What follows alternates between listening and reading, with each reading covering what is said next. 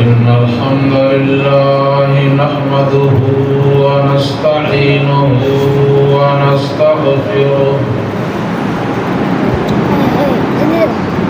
ونعوذ بالله من شرور أنفسنا ومن سيئات أعمالنا من يهده الله فلا مضل له ومن يضلله فلا هادي له وأشهد أن لا إله إلا الله وحده لا شريك له وأشهد أن محمدًا عبده ورسوله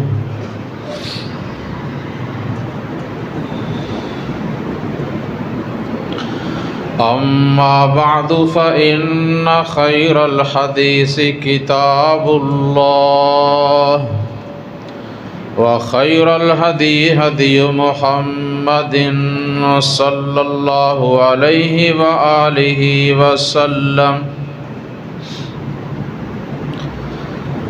وشر الأمور محدثاتها وكل محدثة بدعة وكل بدعة ضلالة وكل ضلالة في النار اللهم صل على محمد وعلى آل محمد كما صليت على إبراهيم وعلى آل إبراهيم إنك حميد مجيد اللهم بارك على محمد وعلى آل محمد كما باركت على إبراهيم وعلى آل إبراهيم إنك حميد مجيد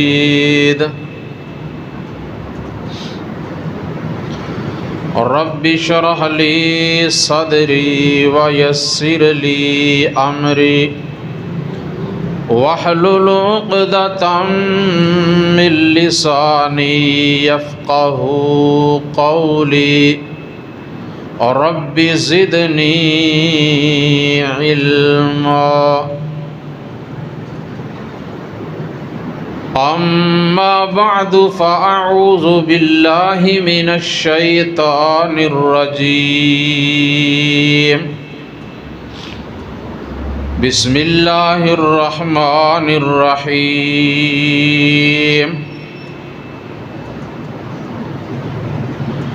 وما أرسلناك إلا رحمة للعالمين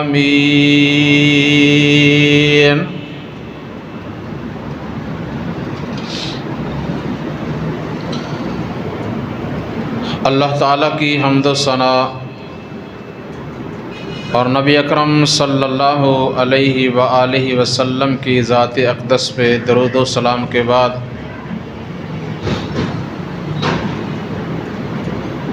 محترم سامعین، اس وقت میں نے قرآن کریم کی سورۃ الانبیاء کی جو آیت تلاوت کی ہے، اس میں میرے اور آپ کی خالق و مالک اللہ رب العزت نے میرے اور آپ کے پیر و مرشد نبی مکرم رسول معظم سید المرسلین خاتم النبیین سید الاولین والآخرین حضرت محمد مصطفیٰ احمد مجتبیٰ صلی اللہ علیہ وآلہ وسلم کے وجود مبارک کو آپ کی سیرت اور صورت کو، آپ کی تعلیمات کو، آپ کی نبوت کو، رسالت کو، بعثت کو تمام دنیا کائنات، تمام مخلوقات کے لیے رحمت قرار دیا ہے۔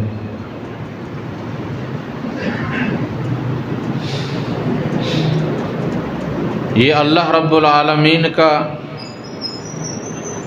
اپنی مخلوق پر، اپنے بندوں پر بہت بڑا انعام اور احسان ہے کہ اس نے ایسا پیغمبر عطا فرمایا کہ جس پر ایمان لا کر ان کی اطاعت اور فرما برداری کرنے میں، ان کے نقش قدم پہ چلنے میں، ان کی اتباع کرنے میں، ان کی تعلیمات کو اپنانے میں اللہ تعالیٰ کی طرف سے رحمت ہی رحمت نازل ہوتی ہے۔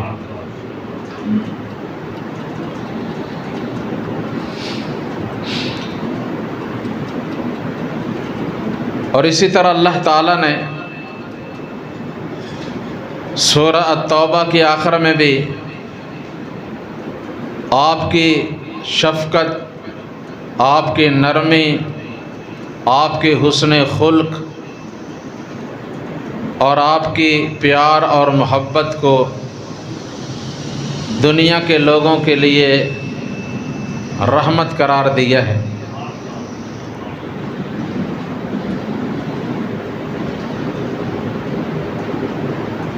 تو یہ اللہ تعالیٰ کی طرف سے آپ پر اور آپ کی امت پر بہت بڑا انعام ہے۔ سورہ آل عمران میں اللہ تعالیٰ نے فرمایا کہ اے محبوب صلی اللہ علیہ وسلم، آپ جب تشریف لائے اور آپ نے اپنی دعوت و تبلیغ کا آغاز کیا تو اس وقت آپ اکیلے تھے، تنہا تھے، آپ کے ساتھ کوئی بھی نہیں تھا۔ پھر آہستہ آہستہ لوگ آپ کے ساتھ ملتے گئے، آپ کے ماننے والوں میں اضافہ ہوتا رہا اور ایک جماعت بن گئی، اور چھوٹی جماعت سے بڑی جماعت بن گئی، پھر ان میں مزید اضافہ ہوتا گیا، حتیٰ کہ بہت بڑی فوج اور بہت بڑا لشکر تیار ہو گیا، اور آپ کی امت کے لوگ صرف مکہ میں ہی نہیں، مدینہ میں ہی نہیں، عرب میں ہی نہیں، بلکہ عرب سے باہر عجم میں، مشرق میں، مغرب میں، شمال میں، جنوب میں آپ کے ماننے والے، آپ کا کلمہ پڑھنے والے، آپ پر ایمان لانے والے لوگ اس قدر کہ ان کی گنتی کا کوئی شمار کر نہیں سکتا۔ یہ سب کس لیے؟ فرمایا فَبِمَا رَحْمَةٍ مِّنَ اللَّهِ لِنْتَ لَهُمْ وَلَوْ كُنْتَ فَظًّا غَلِيظَ الْقَلْبِ لَانفَضُّوا مِنْ حَوْلِكَ فَاعْفُ عَنْهُمْ وَاسْتَغْفِرْ لَهُمْ وَشَاوِرْهُمْ فِي الْأَمْرِ فَإِذَا عَزَمْتَ فَتَوَكَّلْ عَلَى اللَّهِ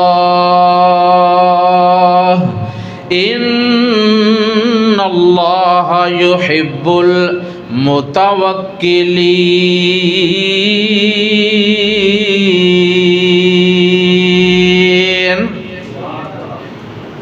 آپ اپنے رب کی رحمت کے ساتھ ان لوگوں کے لیے نرم دل ہیں، رحم دل ہیں۔ آپ کا اخلاق بہت عمدہ، آپ کی زبان کی مٹھاس جس لیے لوگ آپ کے قریب آ رہے ہیں۔ وَلَوْ كُنْتَ فَظًّا غَلِيظَ الْقَلْبِ، اگر آپ سخت دل یا بد زبان ہوتے، بد اخلاق ہوتے تو یہ کبھی بھی آپ کے قریب نہ آتے، بلکہ جو آئے تھے وہ بھی چھوڑ کر چلے جاتے۔ اور اسی کا ترجمہ کسی نے اس طرح کیا کہ او دے ایک اکلڑے جان سی، او دا دشمن پورا جہان سے۔ او دے ایک اکلڑے جان سی، او دا دشمن سارا جہان سے۔ پر سچے گل تے مٹھے زبان سی، سچے گل تے مٹھے زبان سی، تائیں سارے جہان تے چھا گیا۔ لہذا فاعف عنہم واستغفر لہم وشاورہم فی الامر، آپ اس اچھی عادت کو اپنائے رکھیں۔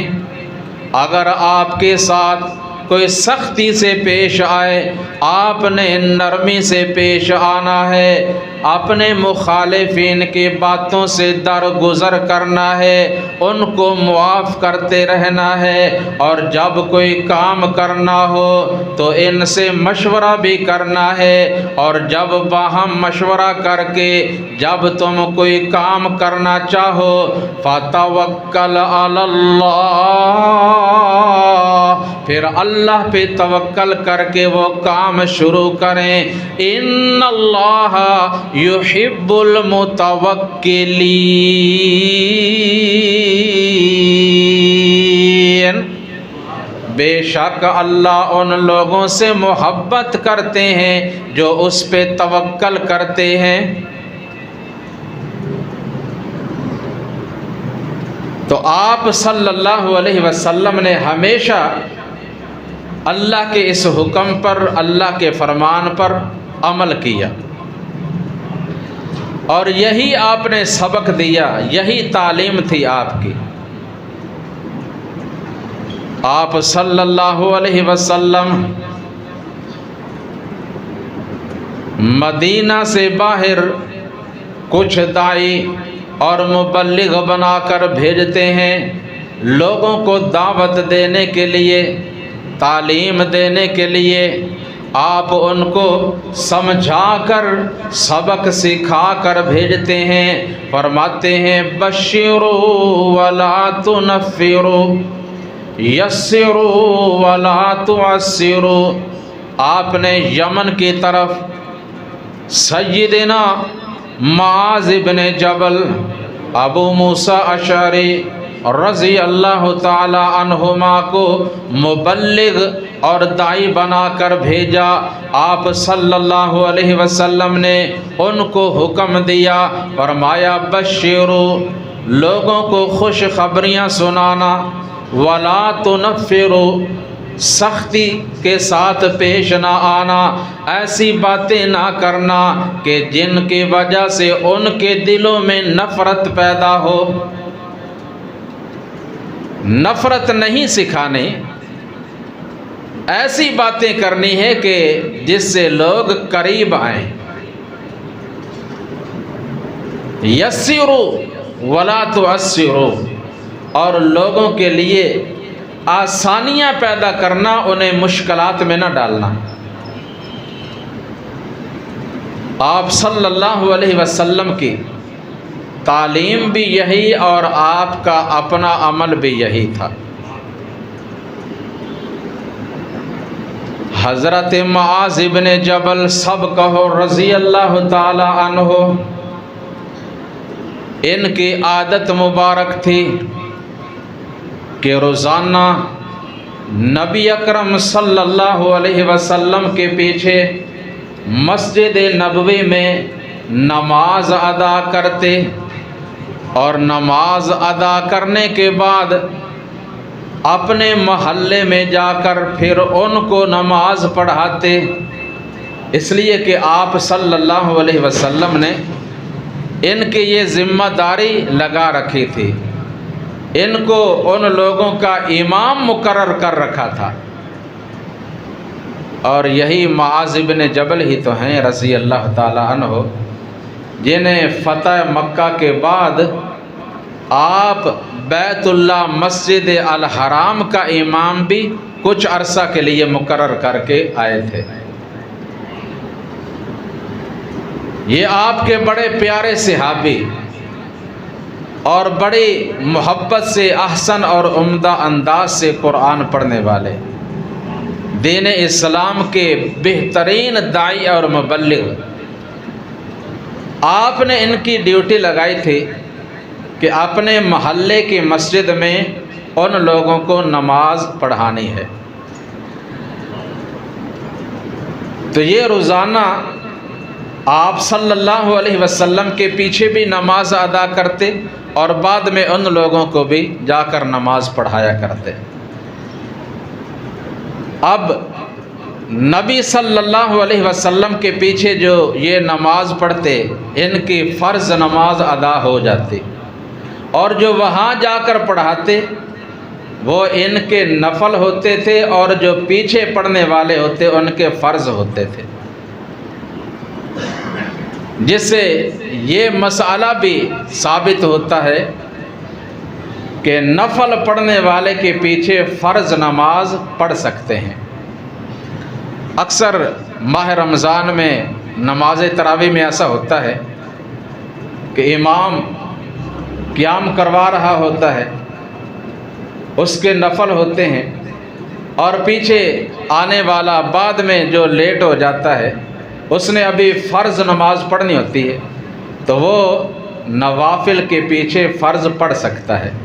بہرحال ایک دفعہ ایسا ہوا کہ سیدنا معاذ بن جبل رضی اللہ تعالی عنہ نماز عشاء کے اندر سورہ البقرہ شروع کر دیتے ہیں، جو کہ تمام سورتوں سے سب سے زیادہ لمبی سورت۔ پیچھے مقتدیوں میں ایک آدمی پورے دن کے کام کاج سے تھکا ہوا تھا، اس نے بھی پیچھے نماز شروع کر دی، نماز لمبی ہو گئی، قیام لمبا ہو گیا، وہ تھکا ہوا تھا، اس نے کیا کیا، سلام پھیرا، پیچھے ہٹ کے الگ اپنی نماز پڑھ کر گھر میں چلا گیا۔ اور بعض لوگوں نے ان کی نبی اکرم صلی اللہ علیہ وسلم کے سامنے شکایت کی کہ یہ جماعت سے نکل گیا، اس کے بارے میں کیا حکم ہے؟ آپ نے بلا کر پوچھا، اس نے بتایا، یا رسول اللہ صلی اللہ علیہ وسلم، میں بڑا تھکا ہوا تھا، معاذ رضی اللہ تعالی عنہ نے سورہ البقرہ شروع کر دی اور بہت لمبا قیام ہو گیا، میں برداشت نہ کر سکا، اس لیے میری مجبوری تھی۔ تو آپ صلی اللہ علیہ وسلم نے اس پہ طعن نہیں کیا، بلکہ معاذ رضی اللہ تعالیٰ عنہ کو بلایا اور ان سے فرمایا کہ اے معاذ، لوگوں کو اتنا آزمائش میں، امتحان میں نہ ڈالا کر، نماز اختصار کے ساتھ پڑھا کر، اور آپ نے ان کو جو صورتیں پڑھنے کا حکم دیا، فرمایا اقرأ سبح اسم ربک الاعلی والشمس وضحاہا، یہ صورتیں اور اس کے برابر جو صورتیں ہیں نا وہ پڑھ لیا کر۔ تو اب اگر یہ صورتیں بھی پڑھی جائیں نا تو نماز عشاء میں کم از کم 15 سے 20 منٹ لگ جاتے ہیں، تو اتنا تو برداشت کرنا چاہیے نا،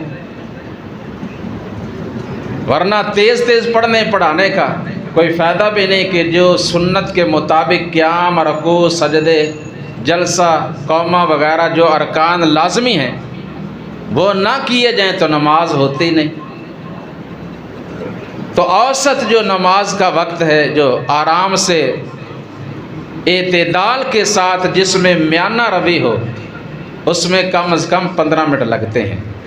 تو اللہ تعالی ہمیں سنت کے مطابق نماز ادا کرنے کی توفیق دے اور ہماری تمام عبادات کو اپنے بارگاہ میں قبول بھی فرمائے۔ اسی طرح ایک قافلہ آیا طائف سے،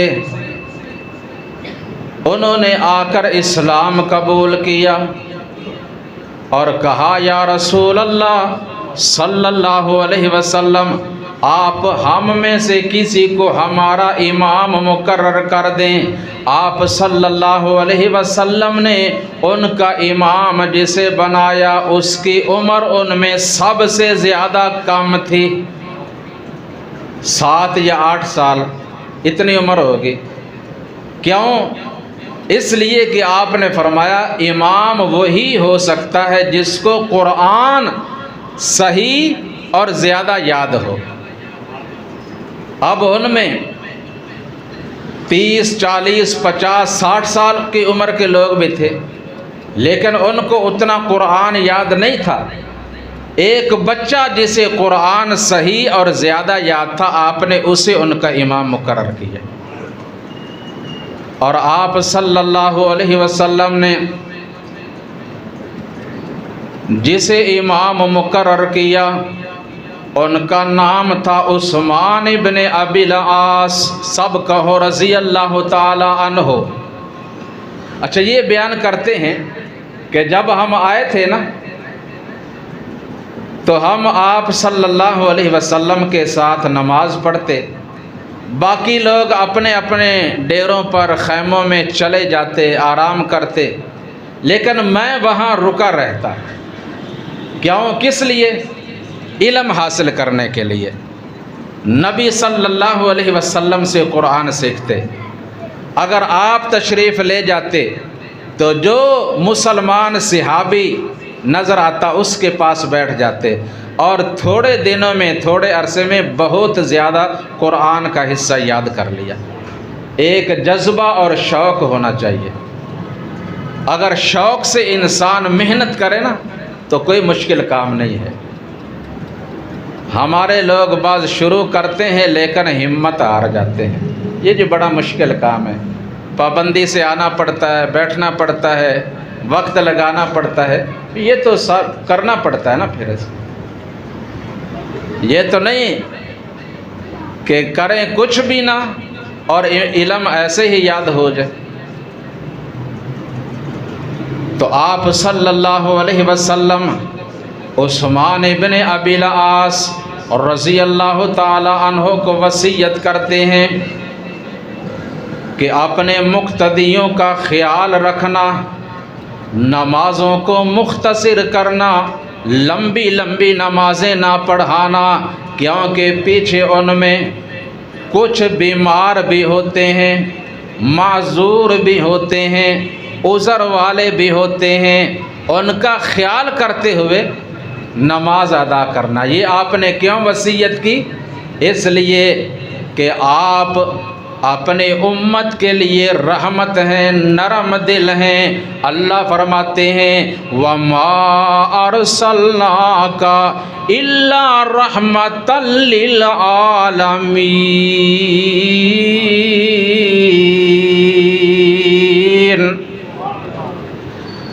آپ صلی اللہ علیہ وسلم کا اپنا بھی یہی عمل۔ حضرت ابو ہریرہ رضی اللہ تعالیٰ عنہ بیان کرتے ہیں کہ آپ فجر کی نمازوں میں وہ صورتیں پڑھتے کہ جن کی آیات 60 سے 100 کے قریب ہوتے ہیں، اس کے درمیان۔ اب اندازہ خود لگا دیں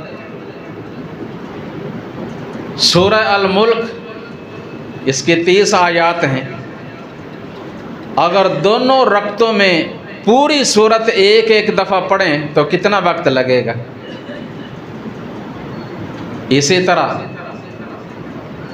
سورہ اپنا نماز ظہر، اس میں آپ پہلی رکعت جو پڑھاتے نا تو اس میں اتنا وقت لگتا کہ حضرت ابو ہریرہ فرماتے ہیں کہ مقتدی پیچھے سورہ جو السجدہ ہے نا جس کے 3 رکوع ہیں، ایک رکعت میں بندہ وہ پڑھ سکتا تھا، اور دوسری رکعت میں اس سے آدھا وقت، اور باقی 2 رکعتوں میں آدھی سورہ السجدہ کے برابر وقت۔ اب آپ خود اندازہ لگا لیں کہ جب آپ یہ پڑھیں گے تو کتنا وقت لگ سکتا ہے۔ تو یہ آپ کا اختصار کے ساتھ نماز پڑھانے کا معمول تھا، 60 سے 100 آیات تک۔ اور آپ فرماتے ہیں بعض دفعہ میں نماز شروع کرتا ہوں، میرا جی چاہتا ہے کہ قرآن پڑھتا رہوں، مگر پیچھے سے پچھلی صف میں سے کسی بچے کے رونے کی آواز سنتا ہوں تو میں نماز کو مختصر کر دیتا ہوں تاکہ بچے کی جو ماں ہے وہ کسی آزمائش میں، کسی فتنہ میں مبتلا نہ ہو جائے۔ یہ آپ کیوں کرتے؟ کس لیے؟ اس لیے کہ وَمَا أَرْسَلْنَاكَ إِلَّا رَحْمَةً لِّلْعَالَمِينَ۔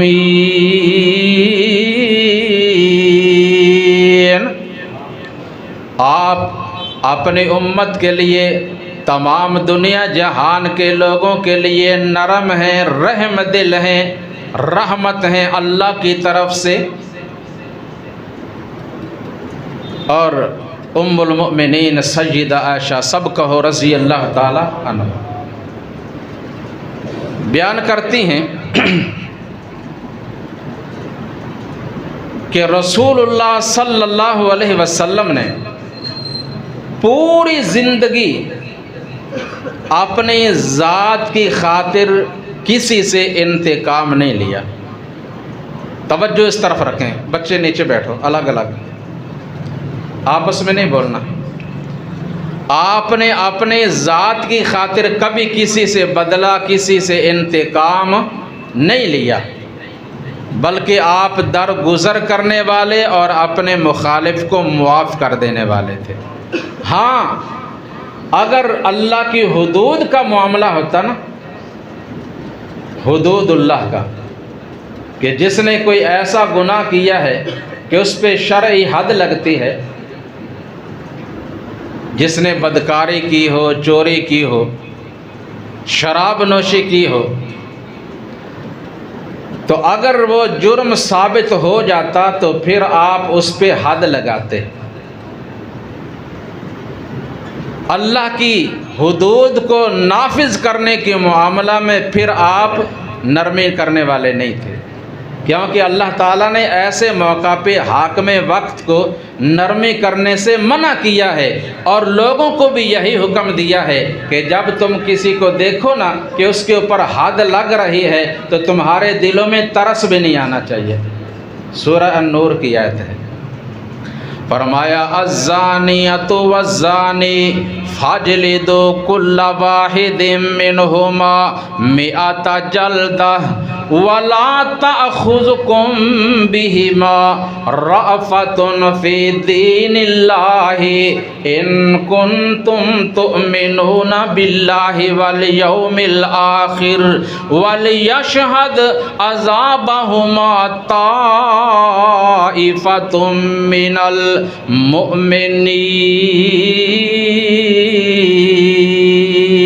المؤمنین۔ زناکار، بدکار، خواہ مرد ہو یا عورت، اگر وہ غیر شادی شدہ ہیں تو دونوں کو 100 کوڑا لگایا جائے۔ کوڑے لگانے کے لیے، حد نافذ کرنے کے لیے انہیں ایک میدان میں لایا جائے، اور ایمان والوں کی ایک بہت بڑی جماعت، بہت زیادہ تعداد وہاں موجود ہو، ان سب کے سامنے ان کے اوپر حد لگائی جائے، اس لیے کہ یہ اللہ کا قانون ہے۔ جب ایسے ایک دو جرم کرنے والوں پہ حد لگائی جائے، باقی لوگ خود ہی سنبھل جائیں گے۔ ہمارے ملک میں جرائم کیوں بڑھ رہے ہیں؟ اس لیے کہ نفاذ شریعت نہیں ہے۔ شریعت نافذ ہو، اللہ کا قانون ہو، ہر مجرم کو اس کے جرم کے مطابق سزا دی جائے تو جرائم خود بخود ختم ہو جائیں گے۔ اللہ تعالی ہمارے حکمرانوں کو توفیق عطا فرمائے۔ اور پھر آپ صلی اللہ علیہ وسلم کے سامنے بنو مخزوم قبیلہ کی ایک عورت لائی گئی جس کا نام تھا فاطمہ۔ اس نے چوری کی، چوری ثابت ہو گئی۔ اب اس کے بارے میں حکم دیا گیا کہ ہاتھ کاٹا جائے۔ اب اس کے قبیلہ کے خاندان کے لوگ بڑے پریشان ہوئے۔ سیدنا اسامہ بن زید، سب کہو رضی اللہ تعالی عنہ،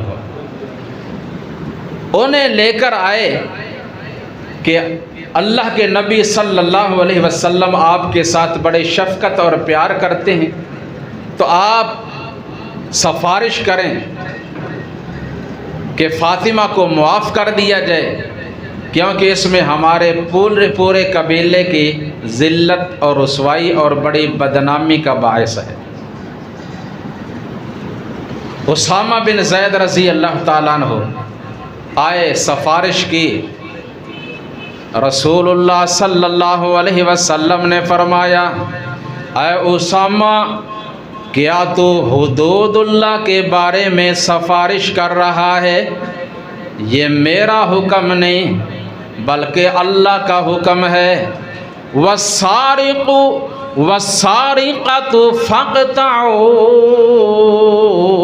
ایدیہما جزاء بما کسبا نکالا من اللہ واللہ عزیز حکیم۔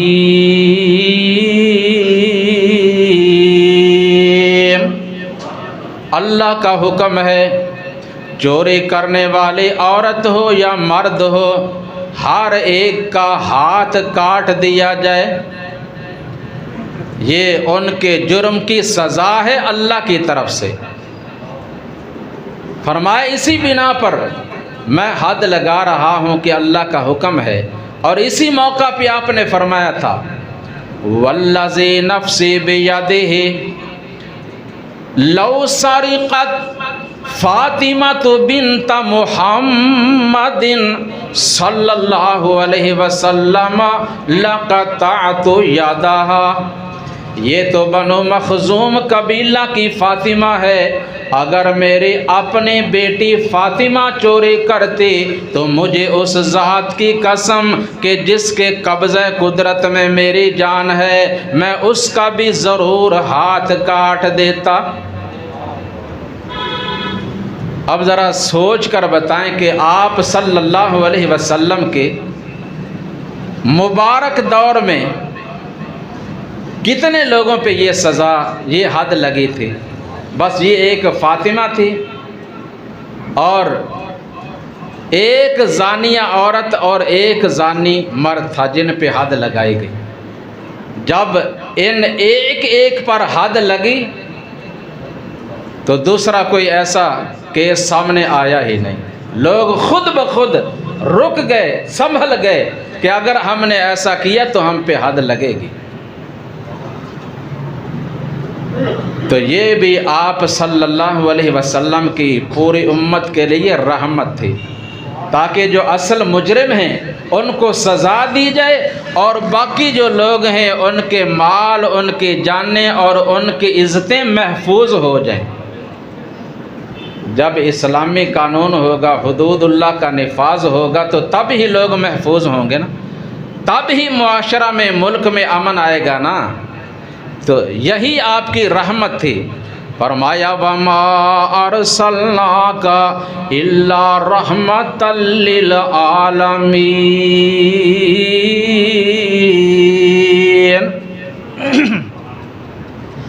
آپ صلی اللہ علیہ وسلم نے فرمایا السِّوَاكُ مَطْهَرَةٌ لِّلْفَمِ وَمَرْضَاةٌ لِّلرَّبِّ.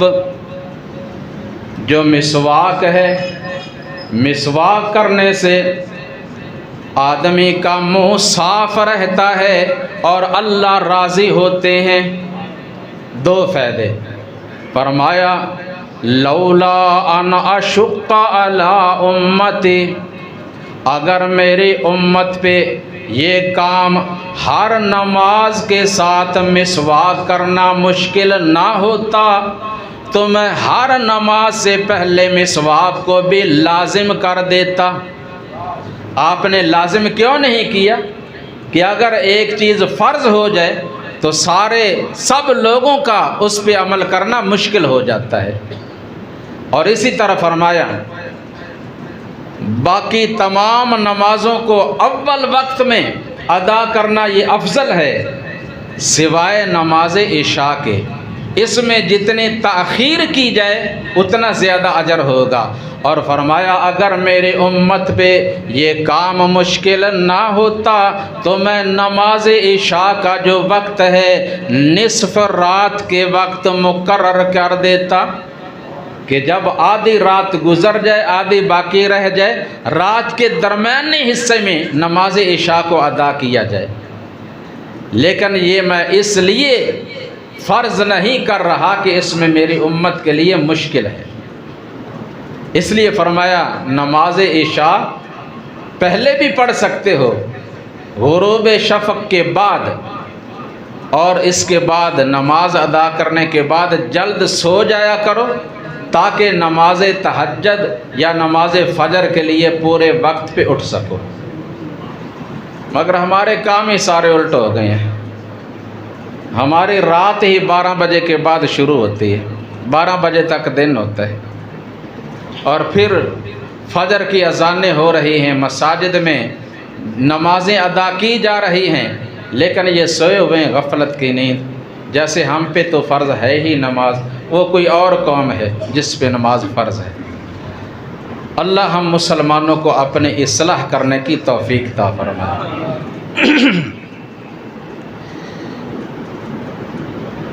تو آپ صلی اللہ علیہ وسلم، آپ کا وجود مبارک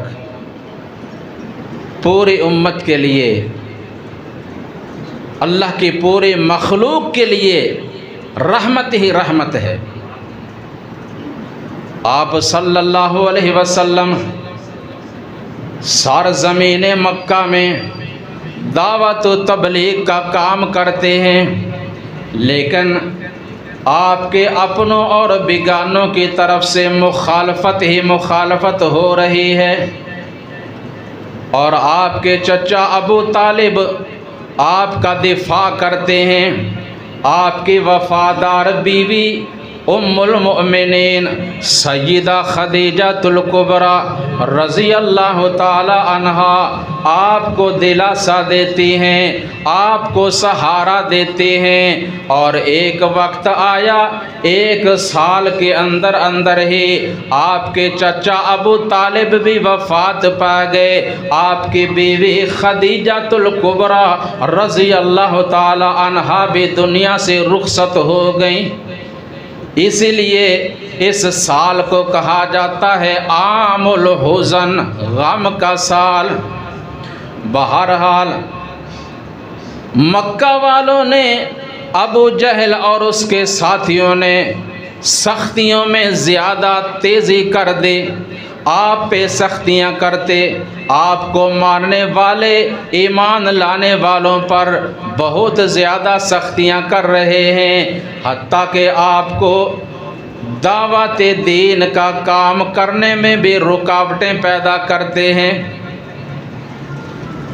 آپ صلی اللہ علیہ وسلم نے سوچا کہ کیوں نہ کچھ وقت کے لیے مکہ سے باہر کسی اور بستی یا شہر میں جا کر ان لوگوں کو بھی یہ دعوت دی جائے، کیونکہ آپ صرف مکہ والوں کے ہی نبی نہیں، آپ پوری دنیا جہاں کے لوگوں کے لیے نبی ہیں۔ آپ صلی اللہ علیہ وسلم اپنے غلام سیدنا زید بن حارثہ کہو رضی اللہ تعالی عنہ انہیں ساتھ لے کر مکہ سے نکلے، طائف میں پہنچے جو کہ مکہ سے تقریباً 60 میل کی مسافت پہ تقریباً 100 کلومیٹر بنتا ہے۔ یہ سفر آپ نے پیدل طے کیا، کس لیے؟ ان لوگوں تک اللہ کا دین پہنچانے کے لیے، اور کسی کام کے لیے نہیں۔ وہاں پہنچے، وہاں کے سرداروں سے ملاقات کی، ان کو اپنا تعارف کروایا کہ میں اللہ کا نبی ہوں، اللہ کا رسول ہوں، اللہ نے مجھ پر اپنی کتاب نازل فرمائی ہے، مجھ پہ ایمان لا کر ایک اللہ کی عبادت کرو اور میری اطاعت کرو۔ ان لوگوں نے بڑے سخت جواب دیے۔ ایک نے کہا کیا تیرے سوا نبی بنانے کے لیے اللہ کو اور کوئی نہیں ملا؟ معاذ اللہ ثم معاذ اللہ۔ کہنے لگے اگر اللہ نے کسی کو نبی بنانا ہوتا تو کسی سردار کو، مالدار کو، کسی امیر آدمی کو بناتا۔ اللہ نے ان کی بات کا ذکر کرتے ہوئے فرمایا، اور یہ بات مکہ والے بھی کہتے تھے، وَقَالُوا لَوْلَا نُزِّلَ هَذَا الْقُرْآنُ عَلَى رَجُلٍ مِّنَ الْقَرْيَتَيْنِ عَظِيمٍ۔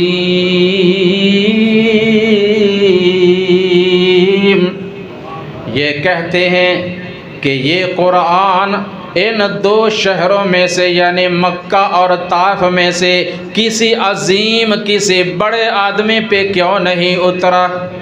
جواب میں اللہ نے خود فرمایا، اَهُمْ يَقْسِمُونَ رَحْمَتَ رَبِّكَ نَحْنُ قَسَمْنَا بَيْنَهُمْ مَعِيشَتَهُمْ فِي الْحَيَاةِ الدُّنْيَا۔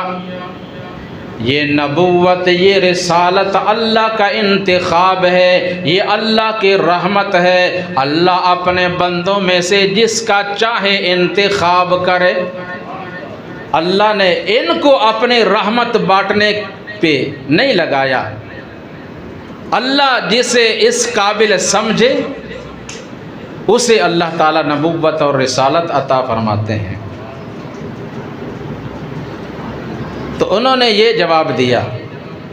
دوسرا بولا، کہنے لگا کہ جو آپ پر ایمان لائے، آپ کو مانے، وہ کعبے کا غلاف پھاڑے۔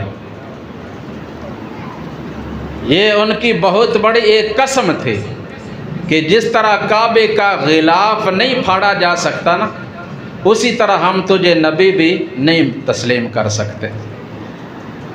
اور کئی لوگ منہ تو چھوٹے ہوتے ہیں لیکن بات بڑی بڑی نکال لیتے ہیں منہ سے۔ کابرت کلمۃ تخرج من افواہہم۔ ہمارے بعض مسلمان کہہ دیتے ہیں کہ ادھر کا جو قبلہ ہے نا، ادھر بھی ہو جائے نا، ہم نے پھر بھی اپنی مرضی کرنی ہے، کہتے ہیں۔ اب میں یہ بات ہرگز نہیں مانوں گا اگرچہ میرے ماں باپ بھی قبر سے اٹھ کر آ جائیں، کہتے ہیں نا۔ تو ایسی بات کرنی چاہیے۔ یہ بہت بڑی جہالت اور بڑی بے وقوفی ہے، اللہ سے ڈرنا چاہیے ایسی بات کرنا۔ اور تم بدل سکتے ہو، تمہارے ٹکڑے ہو جائیں گے، قبروں میں چلے جاؤ گے، مٹی کے ساتھ مٹی ہو جاؤ گے، خاک میں مل جاؤ گے، لیکن قبلہ نہیں بدلے گا۔ قبلہ تو وہیں پہ جہاں پہ پہلے دن تھا۔ تو اس نے یہی کہا۔ آپ صلی اللہ علیہ وسلم ان کی باتیں سن رہے ہیں اور صبر کر رہے ہیں، کیونکہ اللہ کا حکم تھا وَلِرَبِّكَ فَاصْبِرْ۔ ہم جو کام آپ کے ذمے لگا رہے ہیں، بڑی باتیں سننا پڑیں گی، لیکن آپ نے اپنے رب کو راضی کرنے کے لیے صبر کرنا ہے۔ تیسرے آدمی نے کہا کہ میں تو نہ تیری بات سنوں گا اور نہ ہی تیری بات کا جواب دوں گا۔ تو آپ صلی اللہ علیہ وسلم نے وہاں 10 دن اور 10 راتیں گزاری۔ طائف کے سرداروں نے اپنے کچھ اوباش غنڈوں کو، نوجوانوں کو آپ کے پیچھے لگا دیا، حکم دیا کہ اسے اپنی آبادی سے، اپنے شہر سے باہر نکال دو۔ وہ پیچھے لگ جاتے ہیں، آوازیں کس رہے ہیں، گالیاں دے رہے ہیں، حتیٰ کہ آپ کے جسم مبارک پہ پتھر بھی مار رہے ہیں، آپ زخمی ہو رہے ہیں، لہو لہان ہو رہے ہیں۔ اور وہ کہتے کیا ہیں کہ اگر تو سچا نبی ہوتا نا تیرے ساتھ یہ سلوک نہ ہوتا۔ ان کی باتوں کا ترجمہ کسی نے اس طرح کیا،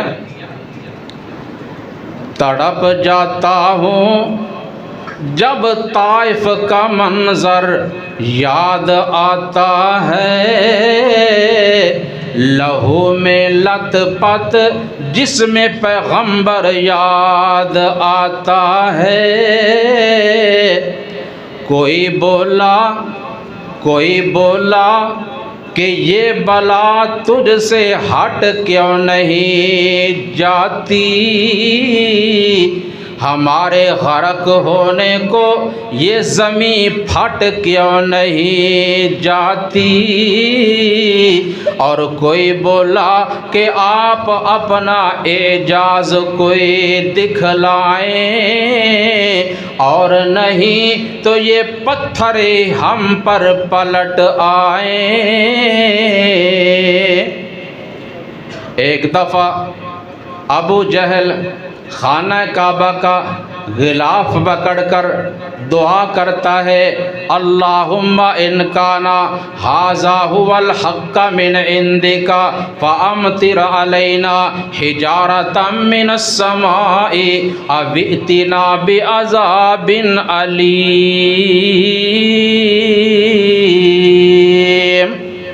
اے اللہ، اگر واقعتاً یہ محمد صلی اللہ علیہ وسلم تیرا سچا نبی ہے اور یہ قرآن تیرا سچا کلام ہے تو ہم پر پتھروں کی بارش نازل کر دے۔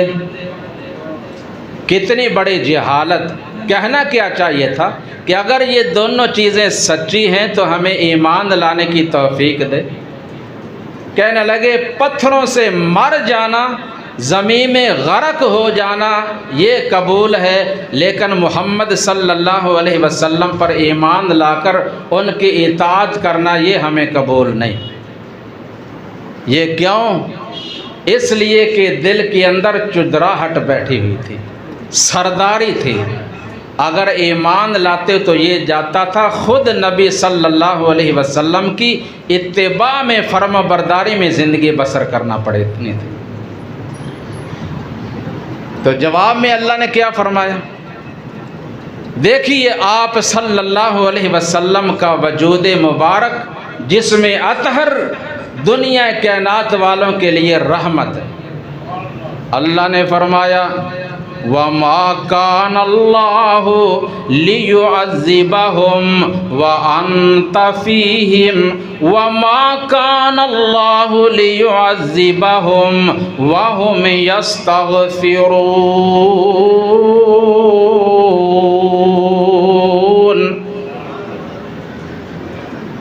ہیں تو یہ لوگ اس قابل ہیں کہ ان پہ عذاب نازل کیا جائے، لیکن میں اللہ ان پہ عذاب اس لیے نازل نہیں کر رہا کہ آپ کا وجود مبارک ان میں موجود ہے۔ یہ آپ واقعتاً اللہ کی رحمت ہیں۔ فرمایا کہ آپ کی وجہ سے ہم عذاب نازل نہیں کر رہے۔ اور دوسرا یہ کہ یہ زبانوں سے تو کہتے ہیں لیکن کبھی کبھی اللہ سے استغفار بھی کر لیتے ہیں۔ بہرحال وہ لوگ، وہ نوجوان پتھر مار مار کے جب تھک جاتے ہیں واپس پلٹ جاتے ہیں، آپ صلی اللہ علیہ وسلم وہاں تھک کر زمین پہ بیٹھ جاتے ہیں، لیٹ جاتے ہیں۔ آپ کے غلام زید بن حارثہ رضی اللہ تعالیٰ عنہ کہتے ہیں یا رسول اللہ ان لوگوں کے لیے بد دعا ہی کر دیں۔ فرمایا کہ انما بعثت رحمہ، میں لوگوں کے لیے عذاب بن کر نہیں آیا بلکہ اللہ نے مجھے لوگوں کے لیے رحمت بنا کر بھیجا ہے۔ اور آپ نے یہ دعا کی، اللہم اشکو الیک ضعف قوتی وقلت حیلتی وہوانی فی الناس، اے اللہ ان لوگوں نے میرے ساتھ جو بھی سلوک کیا ہے میں ان سب کا شکوہ تیری بارگاہ میں کرتا ہوں۔ اللہ جو کچھ بھی انہوں نے کیا ہے تو دیکھ رہا ہے نا۔ اور آپ نے ساتھ یہ بھی فرمایا کہ اے اللہ اگر میری اسی حالت پہ تو راضی ہے تو فلا ابالی، پھر مجھے کوئی پرواہ نہیں، پھر مجھے کوئی پرواہ نہیں، اگر تو اسی طرح راضی ہے تو ٹھیک ہے، میں نے تو تجھے راضی کرنا ہے۔ اللہ اکبر۔ اللہ سبحانہ و تعالی نے جبریل امین علیہ السلام کے ساتھ 2 فرشتوں کو بھیجا۔ جبریل امین آ کر کہتے ہیں یا رسول اللہ صلی اللہ علیہ وسلم، یہ آئے ہیں اللہ کی طرف سے میرے ساتھ ملک الجبال، پہاڑوں کے فرشتے، اگر آپ حکم دیں تو 2 پہاڑوں کے درمیان ان لوگوں کی بستی کو رکھ کر آٹے کی طرح پیس ڈالیں، ان کو ختم کر دیں، ہلاک کر دیں۔ آپ نے فرمایا اچھا اللہ میری بات مانتے ہیں، جیسا میں کہوں اللہ ویسا کریں گے؟ کہا ہاں اسی لیے تو اللہ نے بھیجا ہے۔ آپ نے کیا فرمایا کہ اگر میرا اللہ میرے کہنے سے ان لوگوں کو ہلاک کر سکتا ہے تو میری دعا کرنے کی وجہ سے اللہ انہیں ہدایت بھی عطا فرما سکتا ہے۔ ارجو ان یخرج اللہ من اصلابہم من یعبد اللہ وحدہ ولا یشرک بہ شیئا۔ آپ نے پھر فرمایا اللہم اہدی قومی فإنہم لا یعلمون۔ ترجمہ سنیے کیا ہے؟ یہ کہہ کر ہادی سبل نے ہاتھ اٹھائے اور دعا مانگی، رب کا فضل مانگا، تسلیم و رضا مانگی، الہی قوم کو چشم بصیرت دے، رحم فرما ان پر، انہیں نور ہدایت دے، جہالت ہی نے رکھا ہے حقیقت کے خلاف ان کو، یہ بیچارے بے خبر انجان ہیں، کر دے معاف ان کو، الہی رحم فرما کو سارے طائف کے مکینوں پر، الہی پھول برسا ان پتھروں والے زمینوں پر، وَمَا أَرْسَلْنَاكَ إِلَّا رَحْمَةً لِّلْعَالَمِينَ۔